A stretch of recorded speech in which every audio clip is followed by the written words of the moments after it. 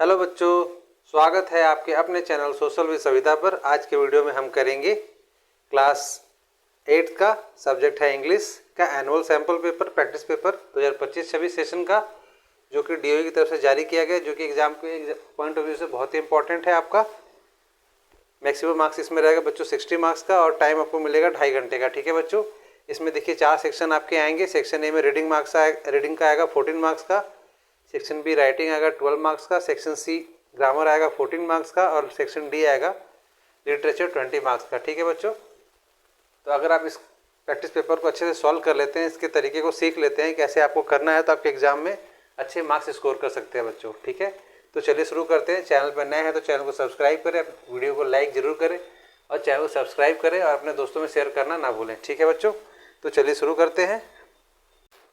तो बच्चों, ये है आपका question number 1, reading section, read the passage given below. तो ये पैसेज है आपका, इसको बड़े ध्यान से पढ़ेंगे आप, और साथ के साथ आप जो इंपॉर्टेंट पॉइंट्स आपको दिखेंगे उसको अंडरलाइन भी साथ में कर लेंगे। इससे क्या आपको बेनिफिट होगा? बेनिफिट ये होगा आपको कि आप जब क्वेश्चन करने जाएंगे नीचे, जब इसके बेस पे क्वेश्चन पूछा जाएगा तो बार बार आपको पूरा पैराग्राफ पढ़ना नहीं पड़ेगा, पूरा ये पैसेज पढ़ना नहीं पड़ेगा, और इंपॉर्टेंट लाइन अगर आपको ध्यान रहेगा पढ़ते वक्त तो आप उस पॉइंट के जरिए आसानी से आंसर भी दे पाएंगे और आपका टाइम भी ज़्यादा वेस्ट नहीं होगा क्वेश्चन के ऊपर। ठीक है, तो ये है आपका क्वेश्चन नंबर 1। स्टार्ट करते हैं हम यहाँ से। पहला क्वेश्चन है, plastics are widely used because they are, B हो जाएगा light weight, durable and inexpensive. ठीक है, सेकंड है आपका, the major environment problem which plastic is that they, तो आंसर हो जाएगा इसका C, are non biodegradable and cause pollution.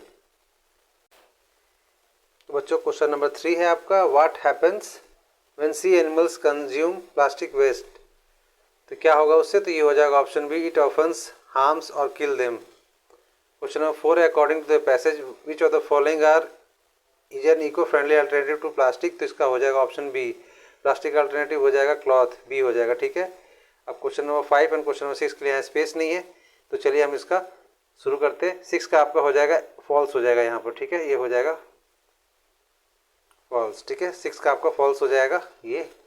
ठीक है, 5th क्वेश्चन करते हैं हम। ये देखिए बच्चों, क्वेश्चन नंबर 1 का 5, why is it important to use plastic responsibly, तो आंसर हो जाएगा, it is important because plastic waste accumulates in landfills and oceans polluting soil and water and its burning releases toxic gases that contribute to climate change. ठीक है, और 6 का हमने आपको बता ही दिया था आंसर, इसका हो जाएगा फॉल्स। अब चलते हैं सेकंड क्वेश्चन पे।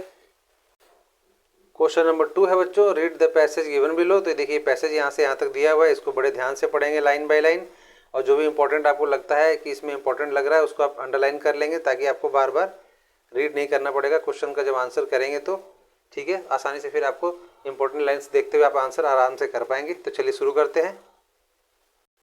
क्वेश्चन नंबर 1 है बच्चों इसका, what percentage of the world's electricity still comes from fossil fuels, तो सी हो जाएगा, इसका हो जाएगा 65%। सेकेंड है, विच of the following is not a renewable energy source, तो सी हो जाएगा कोल।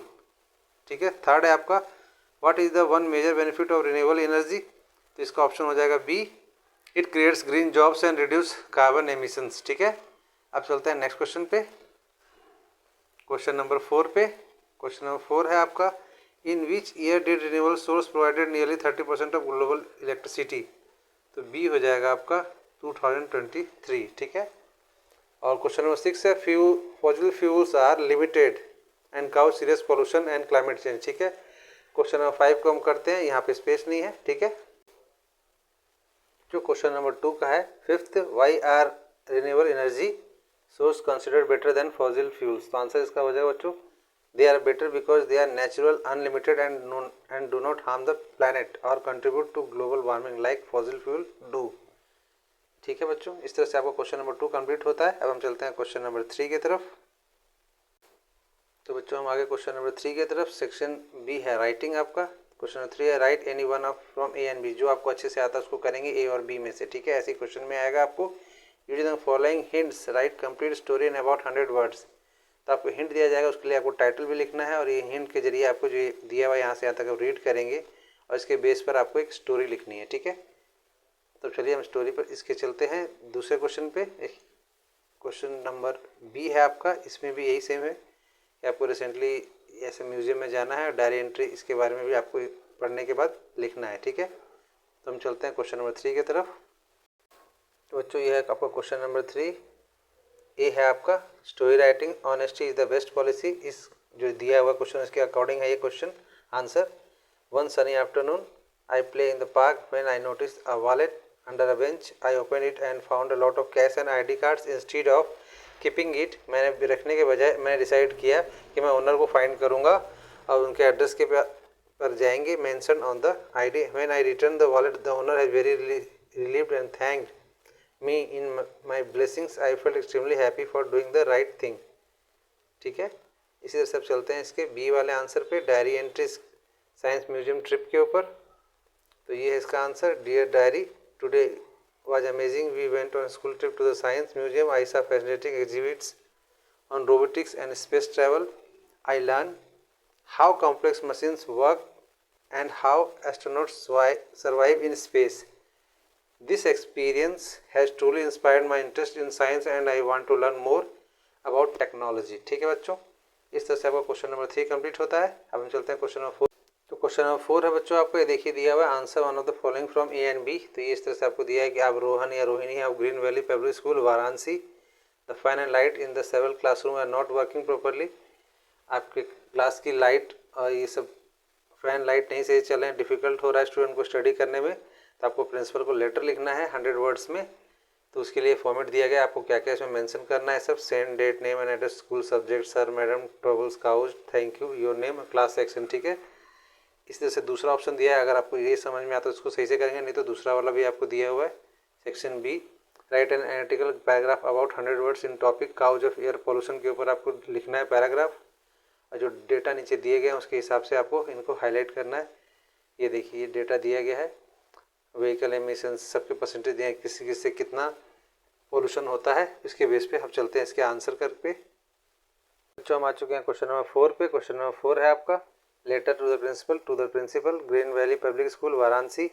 Subject request for electrical repairs in classrooms. Sir, I am Rohan from class 8। I want to bring your notice that the fan and lights in several classrooms are not working. This makes it very difficult to us to study comfortably.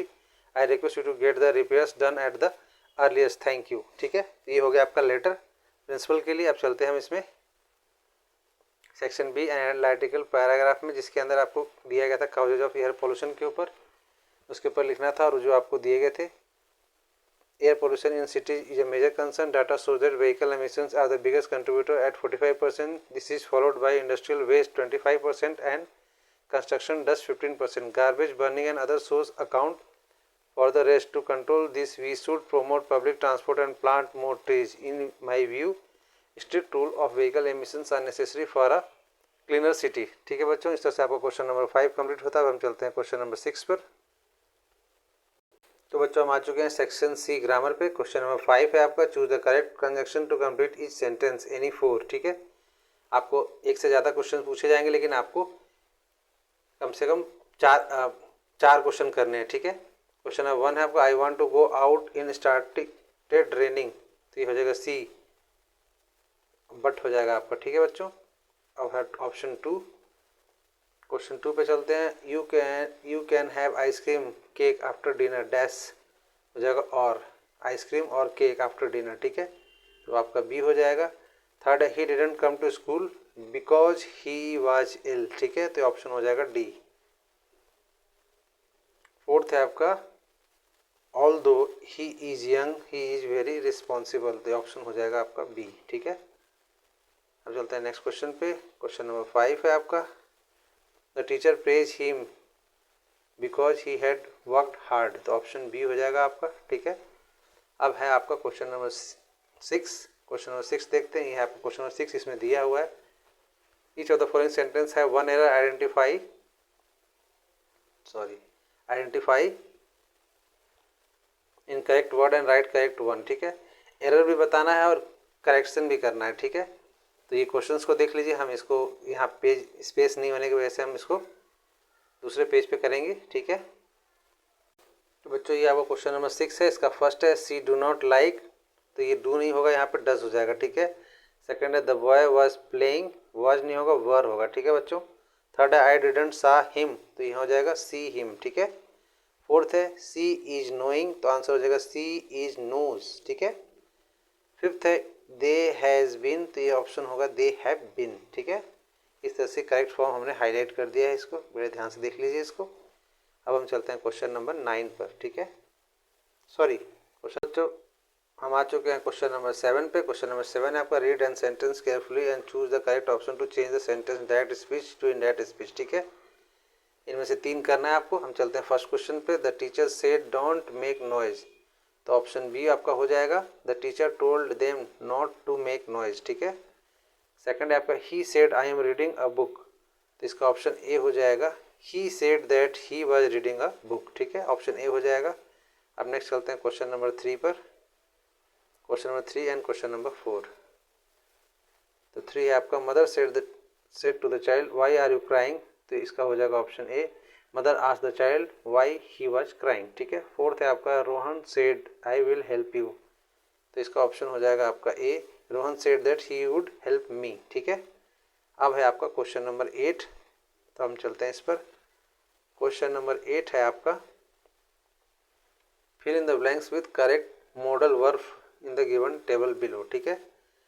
तो first आपका है you, तो first का हो जाएगा you must finish your homework before playing, ठीक है।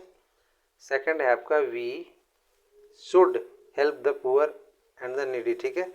ये है सेकंड हो जाएगा शुड, फर्स्ट का मस्ट हो गया। अब थर्ड पे चलते हैं I can swim across the river easily, तो ये हो जाएगा थर्ड कैन। अब फोर्थ है आपका may I borrow your notebook for a day, may, fourth का हो जाएगा मे आपका, ठीक है। इस तरह से आपका क्वेश्चन नंबर 8 कंप्लीट होता है। अब हम चलते हैं क्वेश्चन नंबर 9 पर। क्वेश्चन नंबर 9 है आपका लिटरेचर आ गया 20 मार्क्स का, स्टार्टिंग में आपको बताया था बच्चों। तो इसमें भी देखिए आपको गिवन एक्सट्रैक्ट दिया हुआ है किसी चैप्टर का, ये देखिए उस चैप्टर का नाम भी है ये। बड़े ध्यान से इसको पढ़ेंगे, अगर चैप्टर आपको अच्छे से पढ़ा होगा आपने तो बिल्कुल उसको पता होगा आपको। अब उसके बेस पे हम इसका क्वेश्चन आंसर करेंगे, ठीक है। तो ये है क्वेश्चन आंसर, जिसमें से अभी 1 से लेकर 4 तक का हम आंसर करेंगे दूसरे पेज पे, यहाँ पे स्पेस नहीं है आपके लिए, ठीक है। क्वेश्चन नंबर 9 का फर्स्ट है what question did the writer ask himself, तो आंसर है the writer ask himself why people climb mountains, ठीक है बच्चों। अब चलते हैं क्वेश्चन नंबर 2 की तरफ, इसी में 9th का 2। Question number 2 what does qualities does climbing a mountain demand, तो आंसर है it demands endurance persistence and will power, ठीक है। थर्ड है how did the writer feel after demonstrating this physical qualities, तो आंसर है the writer felt accelerated, ठीक है।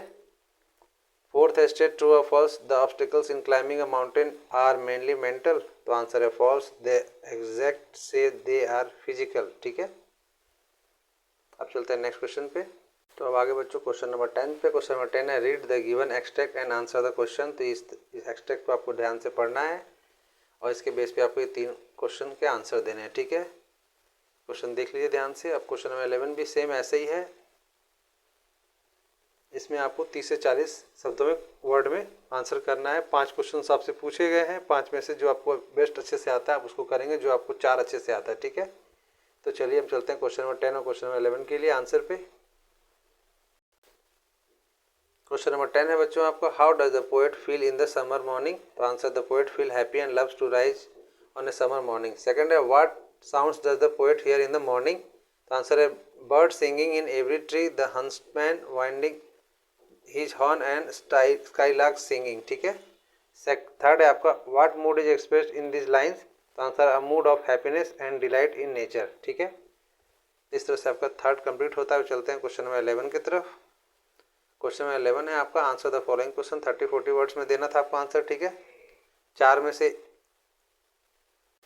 Question number 11 का फर्स्ट है बच्चों who finally made the last bargain with the speaker, तो answer a child playing with shells on the beach which made the last bargain he had the speaker with nothing which made the speaker retained his freedom, ठीक है। Second है what qualities of Jody are revealed in this story, तो Jody is revealed to be sensitive, compassionate and responsible. He cares deeply about the fawn whose mother was killed to save his father and works hard to find and feed it, ठीक है बच्चों।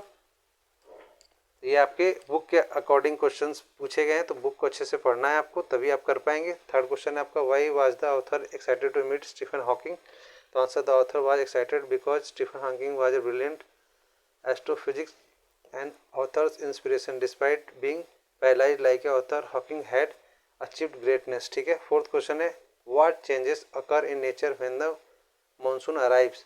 तो answer हो जाएगा when the monsoon arrive the mist cover in the hill, the world false silent and the forest becomes deathly still, the vegetation begins to grow rapidly. ठीक है, अब last question है इसका, क्वेश्चन नंबर 5। क्वेश्चन नंबर 5 है what illusion does the cricket song create a silent winter night. Answer है on a cold silent winter night the cricketer song creates illusion of warm to a person half asleep. It sounds like the grasshopper song among the grassy hills in the summer। ठीक है बच्चों, इस तरह से आपका सभी questions complete होते हैं। तो बच्चों कैसा लगा आपको वीडियो? देखा आपने, हमने देखा कि कैसे हमने इसको सॉल्व किया। इसी तरीके से आपको एग्जाम में करना है। अगर आपको मेरा वीडियो अच्छा लगा हो तो चैनल को लाइक करें, शेयर करें, हाइप करें, कमेंट करें और हमारे सोशल सविता चैनल को सब्सक्राइब करें। ये प्लेलिस्ट का लिंक भी दिया है, इसके थ्रू भी आप सारे और भी अलग अलग वीडियोस हैं उनको देख सकते हैं। और ये हमारा टेलीग्राम चैनल है, इसके थ्रू आप नए अपडेट जो भी चैनल पे आने वाले हम यहाँ पर देते हैं, पीडीएफ भी हम शेयर करते हैं यहाँ पर। तो जल्दी से इसको भी ज्वाइन कर लीजिए। मिलते हैं नेक्स्ट वीडियो में एक नए टॉपिक पर एक नए वीडियो के साथ। तब तक के लिए धन्यवाद, नमस्कार, जय हिंद।